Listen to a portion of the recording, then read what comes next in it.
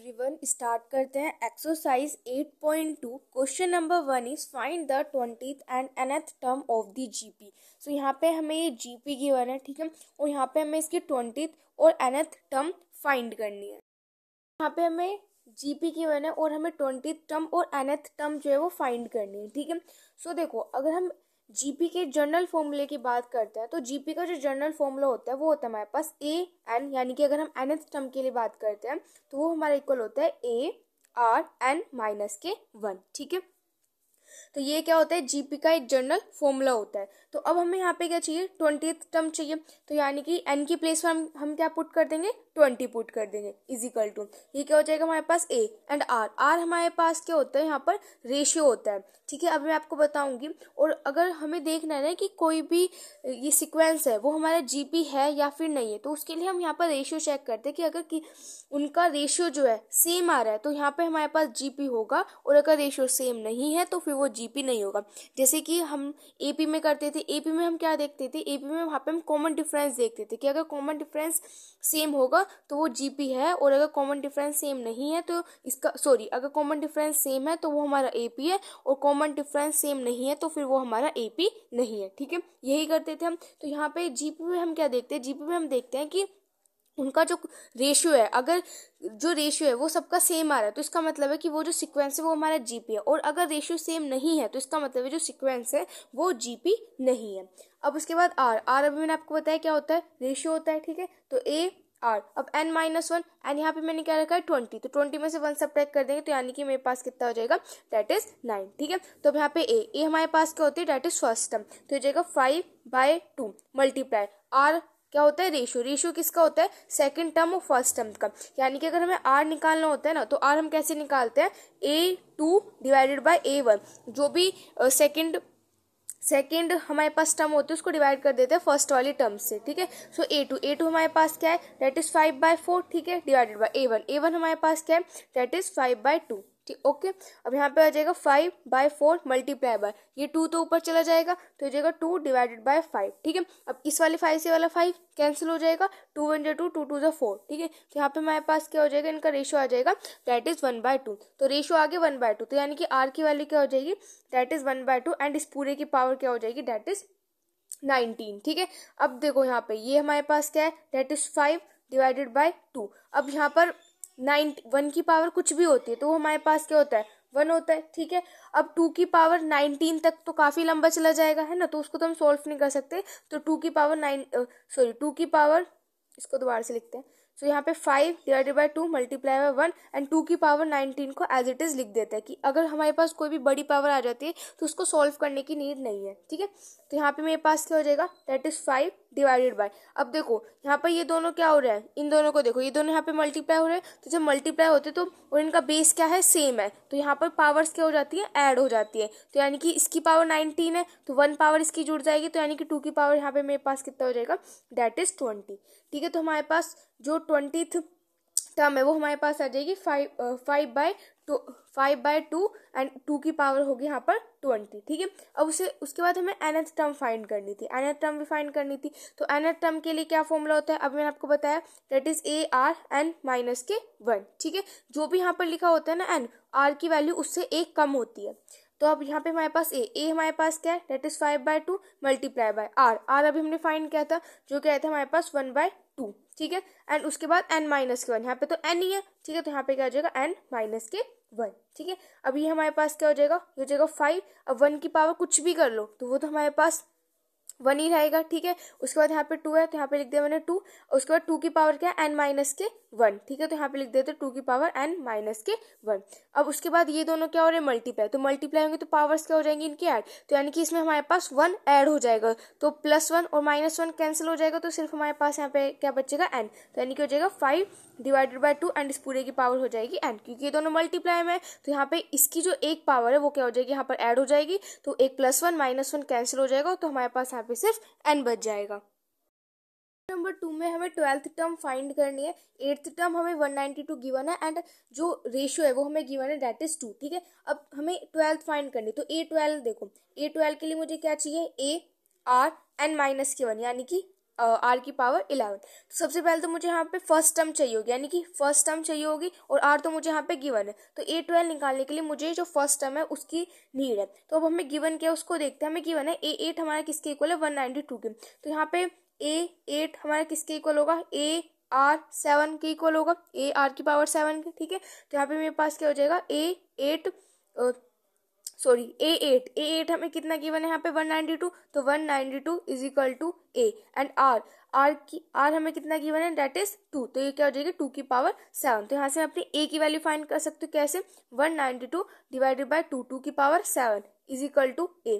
अब 2 की power 7 solve करते हैं, आ जाएगा 128, ठीक है। सो यहाँ पर इसको लिख देते हैं, ये मेरे पास क्या आ जाएगा, दैट इज 192 एंड 2 की पावर 7 हमारे पास होता है 128, ठीक है। अब इसको यहाँ पर कैंसिल कर लेते हैं, 2 से करते हैं तो जाएगा 2 6 12, 2 4 8, 2 9 18, 2 6 12, 2 3 6, 2 2 4, ठीक है, 2 4 8, 2 8 16। अब उसके बाद 2 1 2, 2 6 12, 2 2 4, 2 4 8, ठीक है। उसके बाद 2 8 16, फिर 2 1 2, 2 2 4, उसके बाद 2 4 8, 2 6 12, ठीक है, फिर 2 2 4 एंड 2 3 6। तो फाइनली हमारे पास क्या आ गया, दैट इज 3/2। तो यानी कि A जो आया वो हमारे पास कितना है, 3/2। अब A आ गया हमारे पास, आर हमें क्वेश्चन में ऑलरेडी गिवन है, दैट इज 2, और हमें A12 फाइंड करना है। तो A12 हमारे पास क्या होगा, A हमारे पास क्या है, दैट इज 3/2, ठीक है। आर हमारे पास क्या है, 2 की पावर 11, ठीक है, यही है। तो यहाँ पर देखो इस वाले 2 से एक 2 तो कैंसिल हो जाएगा, तो यहाँ पे सिर्फ 2 की पावर 10 बचेगी, तो हो जाएगा 3 एंड हो जाएगा 2 की पावर 10, ठीक है। अब इसको यहाँ पर सोल्व करेंगे तो हमारे पास कितना आ जाएगा, दैट इज 3072 एंड ये हो जाएगा क्वेश्चन नंबर 2 का आंसर। नंबर 3 में हमें यहाँ पे 5th टर्म P गिवन है, 8th टर्म Q गिवन है, 11th टर्म S गिवन है, और हमें इसको यहाँ पर शो करना है, ठीक है। तो देखो सबसे पहले हम यहाँ पे लेफ्ट हैंड साइड लेते हैं, ठीक है। तो लेफ्ट हैंड साइड में हमें क्या दे रखा है, दैट इज Q का स्क्वायर। अब इसी को सोल्व करते हैं, तो Q का स्क्वायर, तो Q हमारा किसके इक्वल दे रखा है, A8, ठीक है। तो मैं यहाँ पे लिख लेती हूँ कि A8 हमें क्या दे रखा है, दैट इज Q के इक्वल दे रखा है। और अगर यहाँ पे Q का स्क्वायर करना है तो यानी कि मैं इधर भी क्या कर देती हूँ, स्क्वायर कर देते हैं, है ना, तभी तो Q के स्क्वायर की वैल्यू निकल के आएगी, ठीक है। Q हमें A8 के इक्वल दे रखा है, तो Q का स्क्वायर क्या हो जाएगा, A8 का स्क्वायर हो जाएगा, ठीक है। अब A8 को हम क्या लिख सकते हैं, AR7 लिख सकते हैं, और इसका क्या है, पूरे का स्क्वायर है, एंड यहाँ पे क्या है, Q का स्क्वायर, ठीक है। अब इसको सोल्व कर लेते हैं, A का यहाँ पर स्क्वायर हो जाएगा, और ये क्या हो जाएगा, R और 7 की मल्टीप्लाई 2 से हो जाएगी, तो कितना हो जाएगा 14, एंड हमारा किसके इक्वल आ जाएगा, Q स्क्वायर के इक्वल आ जाएगा। तो ये तो थी हमारे पास लेफ्ट हैंड साइड को हमने यहाँ पर सोल्व कर लिया, ठीक है। अब उसके बाद राइट हैंड साइड, तो यहाँ पे मैं राइट हैंड साइड को सोल्व करती हूँ। तो राइट हैंड साइड में हमें क्या गिवन है, that is P and S, ठीक है।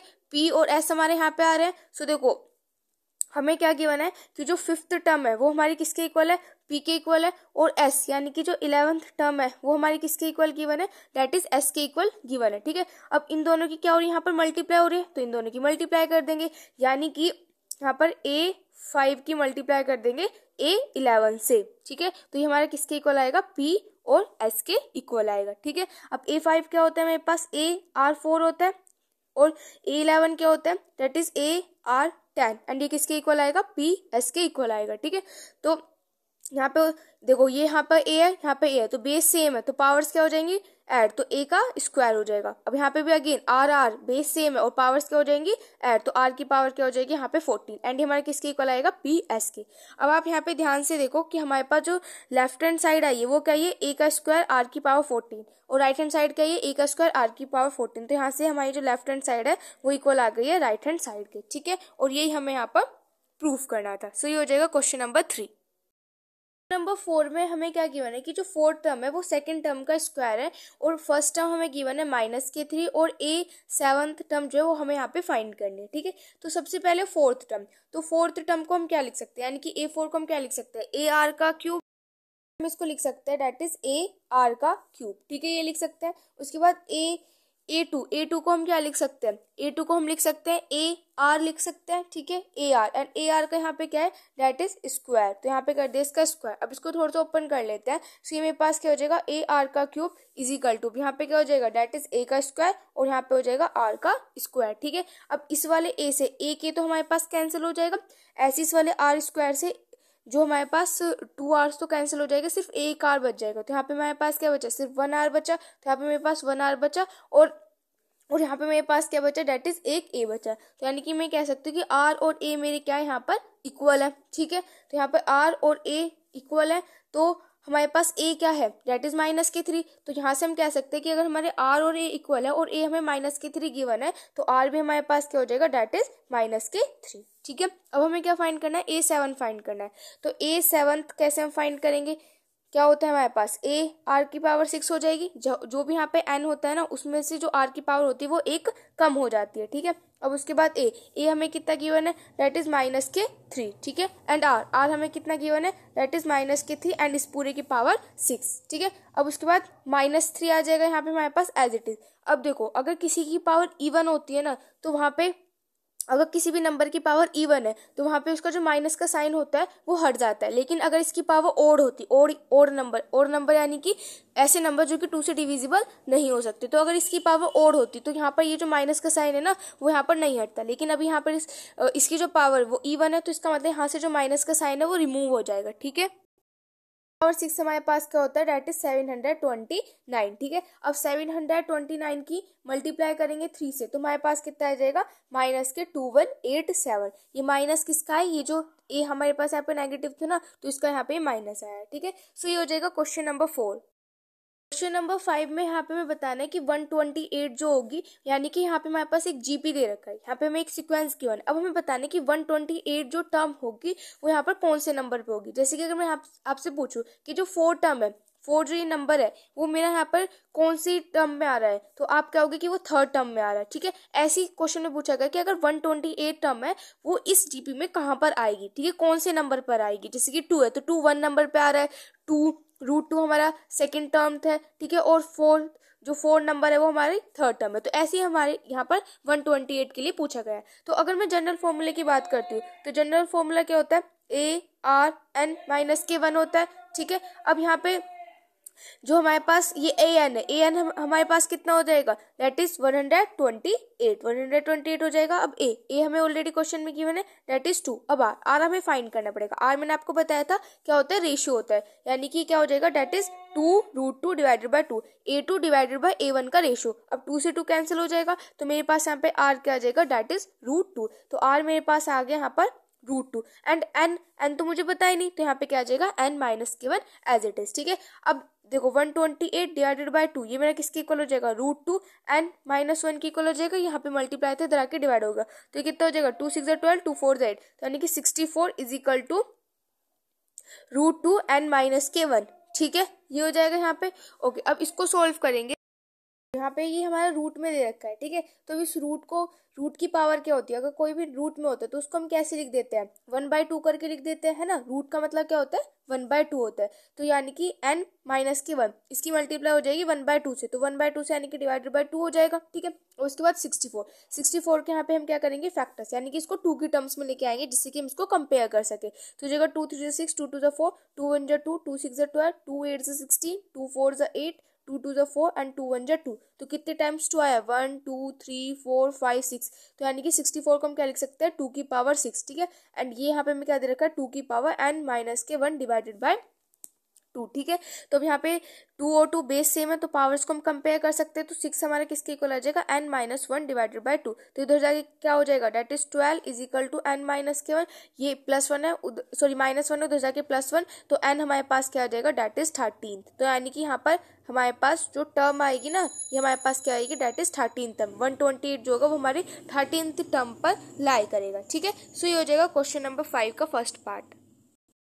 729 हमें बताने की कौन सी टर्म पे होगा। तो अगेन an जनरल फॉर्मूला क्या होता है, ARN-K1। हमें यहाँ पे n की वैल्यू फाइंड करनी है। an हमें कितना गिवन है, 729 इज इक्वल टू a हमारे पास क्या है, that is √3। r ratio find करना पड़ेगा 3√3, ये हो जाएगा यहाँ पर। ठीक है, अब यहाँ पर 3 है, 3 को हम क्या लिख सकते हैं, √3 मल्टीप्लाई बाय √3 लिख सकते हैं। ठीक है, एंड डिवाइडेड बाय यहाँ पे क्या है, डेट इज √3। √3 से √3 कैंसिल हो जाएगा, तो मेरे पास जो रेशियो आ जाएगा वो यहाँ पे कितना आ जाएगा, डेट इज √3। ठीक है, तो यानी कि यहाँ से r मेरे पास कितना आया, यहाँ पे हमने r फाइंड किया, r हमारे पास कितना आया, डेट इज √3 एंड इसकी पावर n-1। ठीक है, ये हो जाएगा यहाँ से। ओके, अब देखो यहाँ पर बेस क्या है, सेम है, तो बेस सेम है तो पावर क्या हो जाती है, ऐड। तो इसकी पावर यहाँ पे 1 होगी तो 1 इसमें ऐड कर देंगे, तो +1 और -1 कैंसिल, तो यहाँ पे हमारे पास सिर्फ n आ जाएगा, यानी कि 729 एंड √3 की पावर हमारे पास क्या हो जाएगी, सिर्फ यहाँ पर n हो जाएगी। ठीक है, अब उसके बाद यहाँ पर 729 इज इक्वल टू रूट यहाँ से हटाते हैं, तो रूट यहाँ से हटाएंगे तो मेरे पास क्या आ जाएगा, इसकी मल्टीप्लाई 1/2 से हो जाएगी,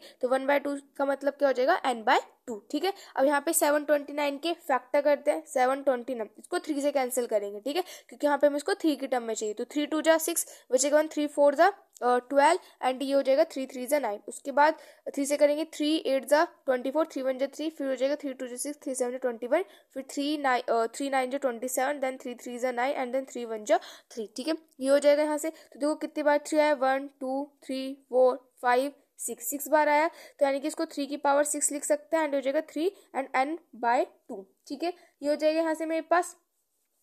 तो अब यहाँ पे इसको कंपेयर कर ले तो 6 हमारा किसके इक्वल आ जाएगा, n/2 के इक्वल आ जाएगा, तो यहाँ से n की वैल्यू क्या आ जाएगी, डेट इज 12। तो यानी कि जो 729 होगा ना वो हमारी 12th टर्म होगी। थर्ड पार्ट करते हैं इसका। ठीक है, सो यहाँ पे जनरल फॉर्मूला क्या होता है, an is equal to ARn - 1। ठीक है, हमारे पास जनरल फॉर्मूला होता है। अब an हमें कितना गिवन है, 1 डिवाइडेड बाय 19683। ठीक है, ये हमारा किसके इक्वल होगा, a हमें कितना गिवन है, डेट इज 1/3। अब यहाँ से r फाइंड कर लेते हैं।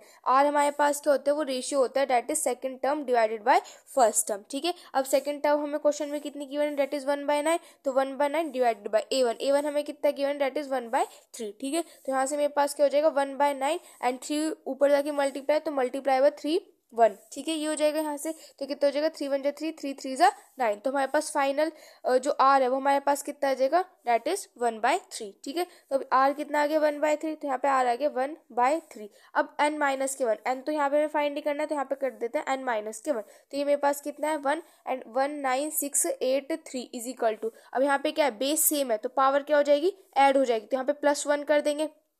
ठीक है, +1 यहाँ पे कर देंगे, दोनों का बेस सेम है, दोनों मल्टीप्लाई हो रहे हैं तो पावर ऐड हो जाएंगे। यहाँ पे +1 करेंगे तो यहाँ पे सिर्फ मेरे पास n बच जाएगा, तो जाएगा 1/3 एंड इस पूरे की पावर हो जाएगी n। अब इसको क्या करते हैं, इसको 3 की टर्म्स में लेकर आते हैं, यानी कि 19683 इसको इसके क्या करते हैं, फैक्टर्स करते हैं, को 3 से डिवाइड करेंगे तो हमारे पास कितना आ जाएगा, 6561। ठीक है, अब 6561 को दोबारा 3 से डिवाइड करेंगे तो हमारे पास आ जाएगा 2187। अब इसको अगेन 3 से डिवाइड करेंगे तो हमारे पास आ जाएगा, डेट इज 729। ठीक है, इसको अगेन 3 से डिवाइड करेंगे तो हमारे पास आ जाएगा 243। अगेन इसको 3 से डिवाइड करते हैं तो हमारे पास आ जाएगा 81। ठीक है, अगेन 3 से डिवाइड करेंगे हमारे पास आ जाएगा 27।